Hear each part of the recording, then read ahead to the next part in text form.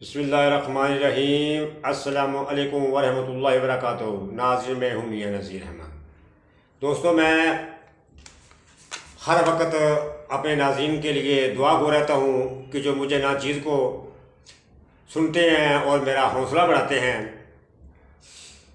تو مسلمانوں، آپ جہاں بھی کہیں دنیا کے کسی بھی کونے پہ بستے ہیں، میں اللہ تبارک و تعالیٰ سے دعا کو ہوں اللہ تبارک و تعالیٰ آپ کی زندگی میں برکتیں ڈالے، اللہ تعالیٰ آپ کی حفاظت فرمائے، اللہ تعالیٰ سب کو سچ اور حق کی بات کرنے کی توفیق عطا فرمائے، آمین۔ اور پھر دنیا میں جتنے اور انسان بچتے ہیں، چاہے ان کا کسی بھی عقیدے کسی بھی مذہب تعلق ہے، اللہ تعالیٰ ان کی بھی حفاظت فرمائے، اللہ تعالیٰ سب انسانوں پہ اپنی رحمت نازل فرمائے، آمین۔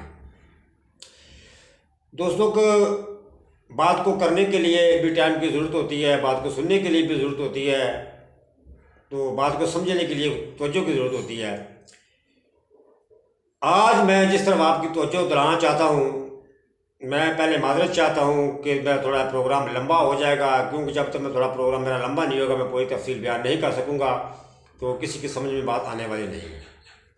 تو میں آپ سے یہ عرض کرتا ہوں کہ آپ تھوڑا سا پروگرام کو سن کر اس کے اندر سے میری بات کو سمجھنے کی کوشش کریں، اور پھر جب میری بات کو آپ سمجھیں گے تو انشاءاللہ آپ خود بخود جو ہے نا اپنے ملک کے لیے آپ بہتر سوچنے کے لیے آپ کے اندر صلاحیت پیدا ہو جائے گی۔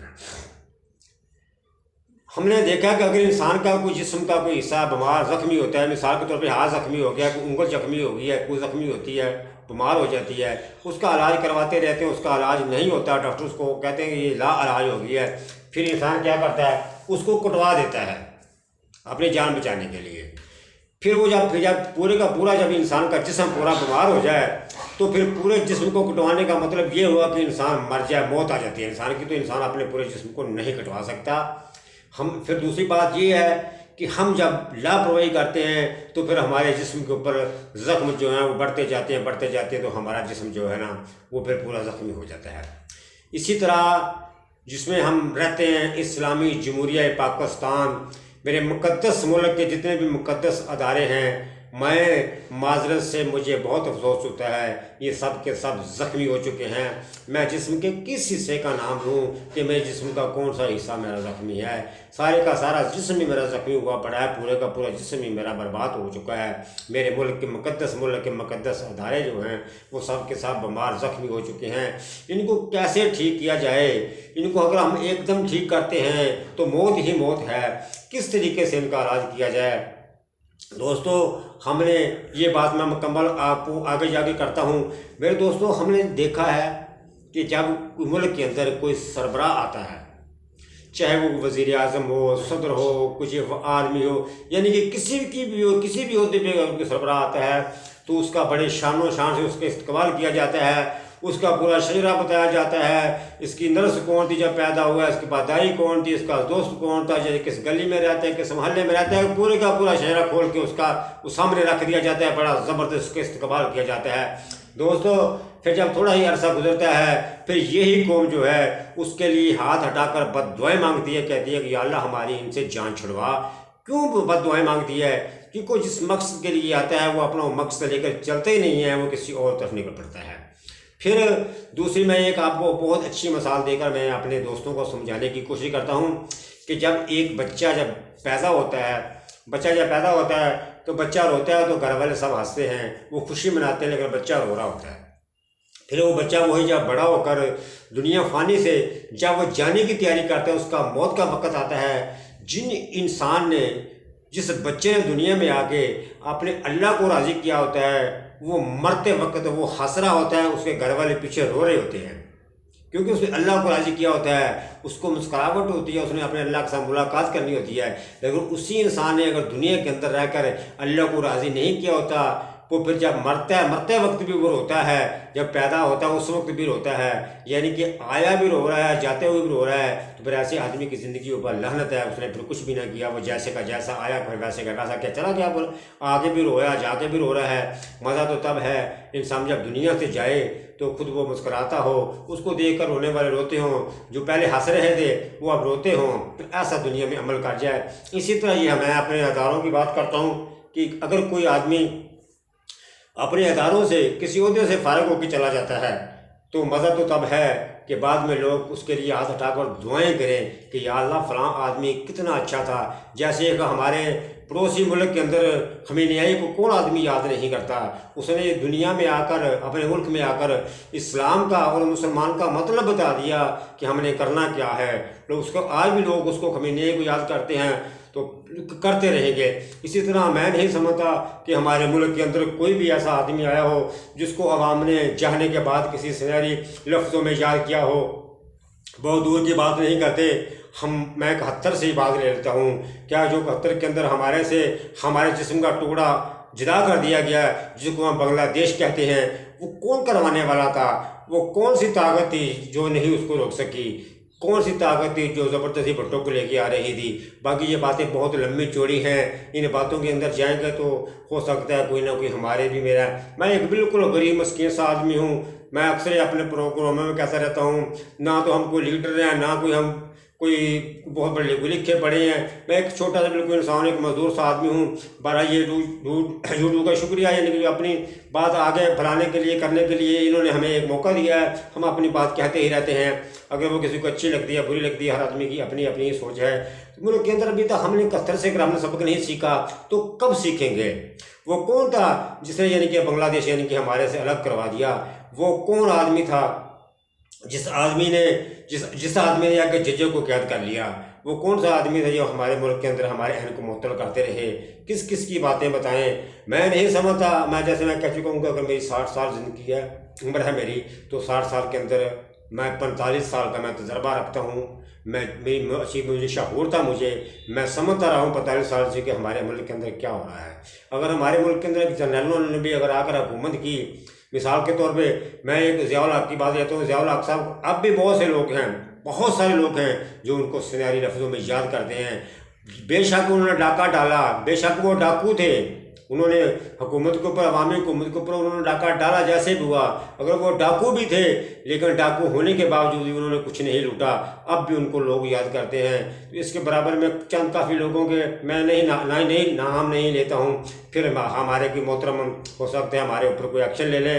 بہرحال میں جس بات کو سمجھانے کی کوشش کر رہا ہوں تو یا کرنے لگا ہوں، شاید میں تھوڑا سا اس بات سے ہٹ گیا ہوں. میں آپ ناظرین کو اسی طرف میں لے کر آتا ہوں. اداروں کی بات ہم کر رہے تھے. ہمارے اداروں کی کس نے ٹھیک کرنا ہے؟ وہ کون ٹھیک کرے گا؟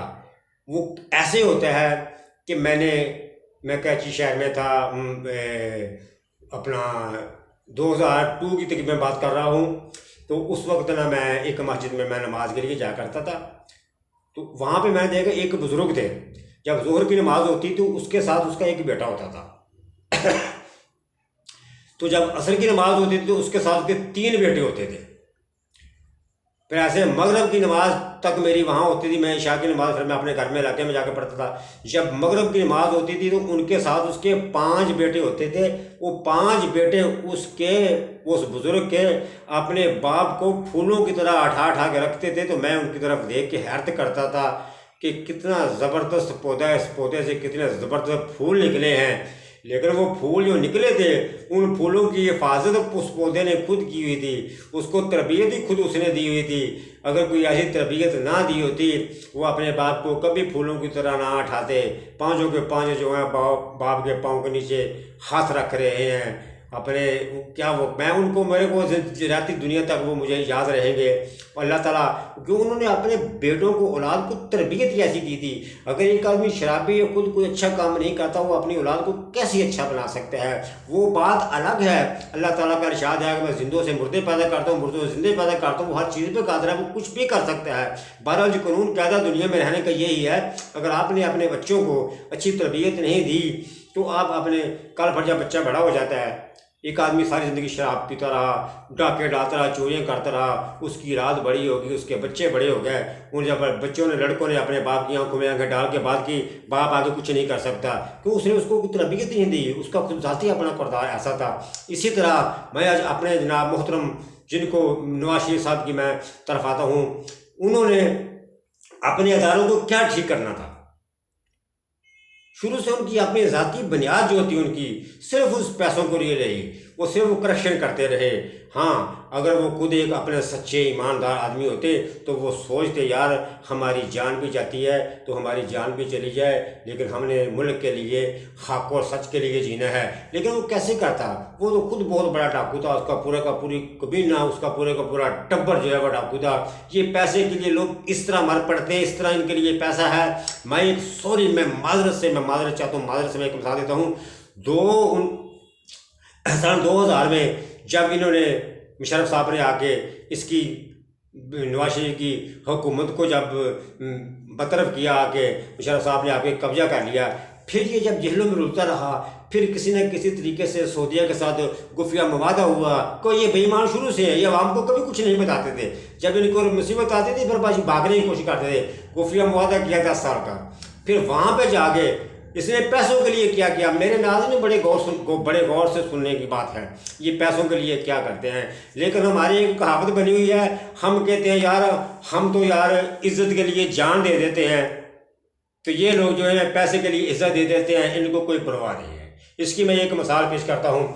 इनकी ये जब चाहे सऊदीया चले गए, जब मुआदा करके, इनकी एक बेटी थी जिसको बहुत कम लोग जानते हैं, जिसका नाम असमा जिसका नाम था। उस वक़्त उसकी उम्र तकरीबन 22-23 साल थी। ये सन 2000 की मैं बात कर रहा हूँ, जब ये सऊदीया में तशरीफ़ लेकर चले गए। वहाँ पे एक शेख साहब थे जिनकी उम्र तकरीबन 55 साल थी। इन्होंने अपनी 22 साल बेटी का, असमा का जो है वो निकाह शेख से कर दिया। क्यों कर दिया? अपनी इज़्ज़त बचाने के लिए, अपनी जान बचाने के लिए, अपनी दौलत बचाने के लिए। वो शहजादा था, इनके वहाँ पे मुआदे हुए थे, इनको अपनी जान की ज़रूरत थी, इन्होंने वहाँ पे रहना था, इन्होंने खुद कुछ भी ना सोचा। फिर एक वो वक्त गुजरा, उसी बेटी को वहाँ से तलाक हो जाती है। आज वो बच्ची जो है, सुनने में ये आया है कि डॉक्टर साहब के घर की वो बहू है। अल्लाह जाने ये क्या से क्या करते हैं। बहरहाल इनके लिए ज़िंदगी और जीना जो इनके लिए पैसा है, इनको और कुछ नहीं, सिर्फ और सिर्फ ये पैसे ही इनको चाहिए। इन्होंने कभी कुछ नहीं देखा। अभी ये एक मैं जनाब पीछे मैंने एक सुन रहा था, ये हमारी मोहतरमा मरियम साहबा कहती है हमने कभी एक लुकमा भी कभी हराम का नहीं खाया। वो इसलिए वो कहती हैं कि उनको हलाल की पहचान हो तो उनको पता चले ना कि हराम क्या होता है। उन्होंने हलाल कभी देखा ही नहीं है। जिसको पता होता है कि हलाल क्या चीज़ है, सिर्फ उन्होंने हराम ही देखा हुआ है। जब अगर उन्होंने हलाल देखा होता तो यकीनन उनको पता चल जाता कि हमने कितना को खाया है। दोस्तों, मैं इस प्रोग्राम के साथ दुआ को हूँ, मेरे नाज़रीन जहाँ कहीं भी रहते हैं, अल्लाह तबारक व तआला उनके ऊपर अपनी रहमत नाज़िल फरमाए। दोस्तों, दुनिया चंद दिन की मेहमान है। सच्चाई का साथ दो, हक़ का साथ दो, हक़ के लिए मौत भी आ जाए तो कबूल है। अस्सलामु अलैकुम व रहमतुल्लाहि व बरकातहू।